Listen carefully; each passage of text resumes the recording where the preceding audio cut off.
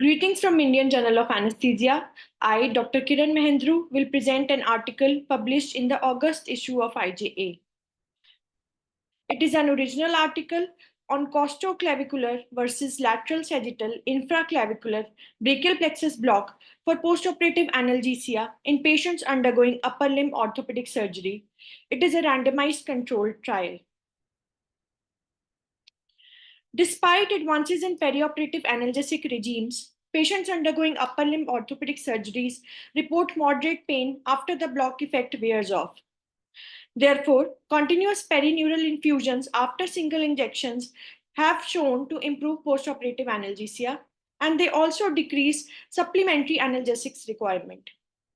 Catheters inserted through lateral sagittal technique of infraclavicular brachial plexus block leads to inconsistent spread of the local anesthetic to the medial and the lateral cords due to variation in the anatomy. Whereas the costoclavicular technique has theoretical advantage of better and even spread of local anesthetic to the cords due to the clustered and consistent location of the cords along the artery. Therefore, this study was conducted with the hypothesis that administering patient-controlled bolus top-ups through costoclavicular perineural catheters would lead to a less 24 hours local anesthetic requirement and better analgesia due to compact positioning of the cords compared to the lateral sagittal catheter. The primary objective of the study was to assess the total postoperative bolus local anesthetic consumption in both the groups over 24 hours, whereas secondary objectives were time of first patient-controlled bolus, NRS at various time intervals, that is 0, 2, 4, 8, 12, and 24 hours, patient satisfaction score at 24 hours, and complications related to procedures like leak, dislodgement, infection, paresthesias, prolonged motor blockade, or secondary failure.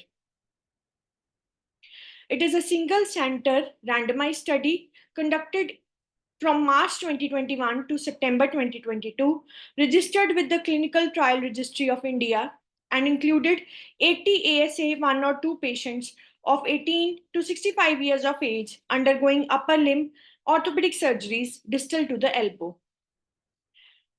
The patients excluded were those who refused for the study, inability to understand the pain scores and the PCA pump, polytrauma patients, chronic pain conditions or psychiatric disorders, BMI of more than 35, allergy to local anesthetics, or patient on anticoagulants or having any bleeding disorder. The randomization was done through a computer-generated randomization tool, and allocation concealment was done using sequentially numbered opaque sealed envelopes opened on the day of surgery by a technician not involved in the study. The block was performed by the anesthesiologist who had at least experience of 30 such procedures of insertion of perineural catheters. And this anesthetist was not involved in further perioperative management and data collection. Anesthesiologists collecting the data were unaware of the group allocation, and a patient information sheet was given to the patients explaining them numeric rating scale for pain assessment and the use of PCA pumps. Patient was taken in OT and standard ASA monitoring was done. IV midazolam 1 to 2 mg and fentanyl 0.5 mg per kg was administered. A high-frequency linear array ultrasound transducer was used for giving block. After scanning the relevant structures, local infiltration of needle trajectory was done towards the target cords using 4 ml of 1% lignocaine. And the catheter over needle technique was used to give the block. In the lateral sagittal approach, the scanning was done medial to the coracoid process to identify the axillary artery. The probe was placed in a parasagittal plane, and the needle went through the cephalocorded direction to deposit 20 ml of 0.5% bupivacaine at 3 points. 8 ml along the posterior cord, 6 ml along the lateral cord, and 6 ml for the medial cord. And then the catheter was positioned posterior to the artery. In the costoclavicular approach, the probe was placed below and parallel to the clavicle. 3 cords were identified lateral to the axillary artery. Needle went through in-plane approach from the lateral to the medial direction to target the center of the needle cluster, and 20 ml of 0.5% bupivacaine was injected and catheter inserted and fixed. Sensory and motor blockade was assessed every 3 minutes after giving the block, where motor blockade was assessed using 3-point qualitative scale, where 0 means normal power, 1 was weakness, and 2 means paralysis. Movements were assessed that were wrist flexion for the radial nerve, elbow flexion for the musculocutaneous nerve, thumb apposition for median nerve, and thumb adduction for the ulnar nerve. Sensory score was seen using pinprick sensation along various nerve distribution, where grading was done as 0 for no loss of sensation, 1 for blunting of sensation, and 2 for complete loss of sensation. Time to surgical readiness was decided when the patient achieved a total score of at least 14 with a minimum score of 1 in each nerve territory.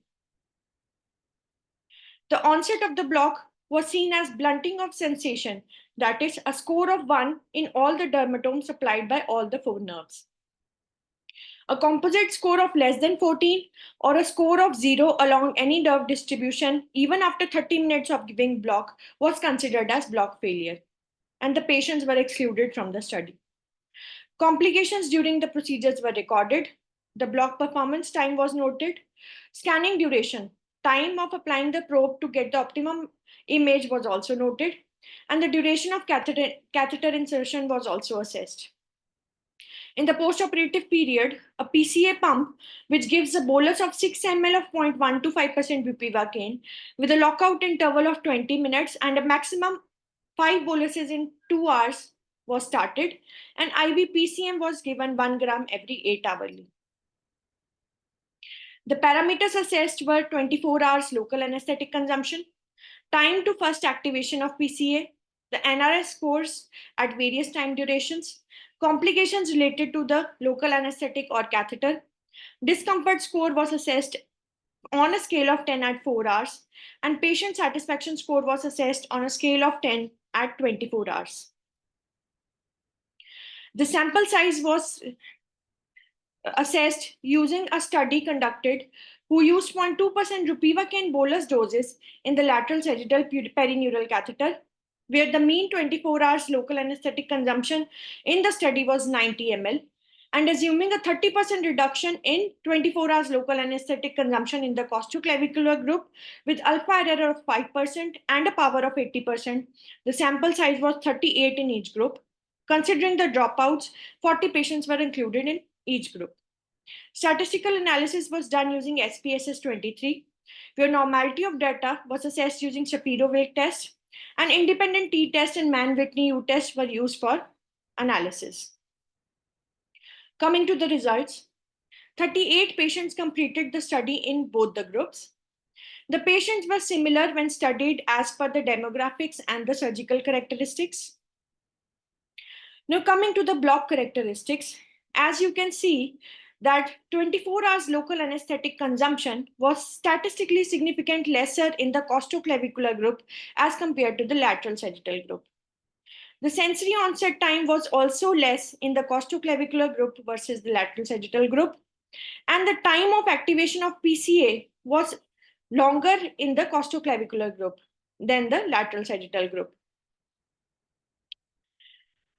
There was no difference in the NRS scores assessed at various time points across both the groups, but the discomfort score was less in the costoclavicular group, and the patient satisfaction score was more in the costoclavicular group versus the lateral sagittal group.